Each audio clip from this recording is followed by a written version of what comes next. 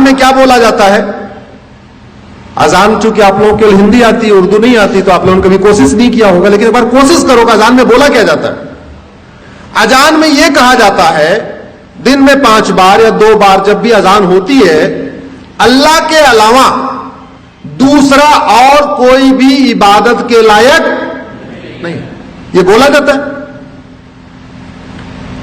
اسلام میں اللہ کے علاوہ، خدا کے علاوہ اور کسی کی بھی عبادت کرنا حرام ہے، بولا جاتا ہے، مدرسوں میں سکھایا جاتا ہے، قرآن میں لکھا ہے، حدیثوں میں لکھا ہوا ہے، اذان میں لاؤڈ اسپیکر سے بولا جاتا ہے۔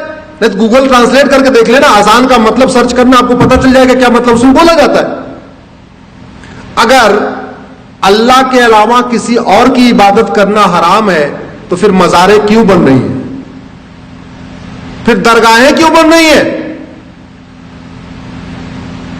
اتراکھنڈ میں دیکھتے دیکھتے پورے جنگل کے جنگل مزار درگاہیں کہاں سے بن گئی؟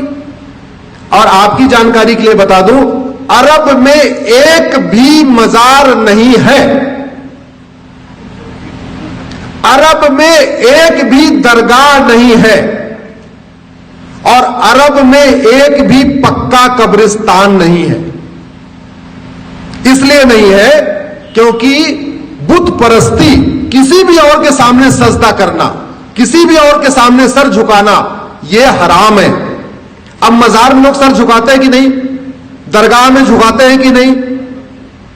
تو سوال یہ بنتا ہے، جو قرآن عرب میں ہے وہی قرآن اتراکھنڈ میں ہے، وہی قرآن ہماچل میں ہے، تو وہاں اگر مزار حرام ہے تو بھارت میں حلال کیسے ہو گئی؟ اگر عرب میں درگاہ بنانا حرام ہے، عرب میں ایک بھی درگاہ نہیں ہے، تو بھارت میں اتنی درگاہیں کیسے بن گئی اور کیوں بن رہی ہیں؟ اگر عرب میں ایک بھی پکا قبرستان نہیں ہے، یہ بھی آپ کو جانکاری کے لیے بتا رہا ہوں، بڑے بڑے شیخ جن کے گھر میں سونے کی پلیٹ ہوتی ہے، سونے کا چمچ ہوتا ہے، ارب پتی کھرب پتی ہیں، ان کی بھی قبر پکی نہیں ہوتی، کیونکہ پکا قبرستان بھی حرام ہے۔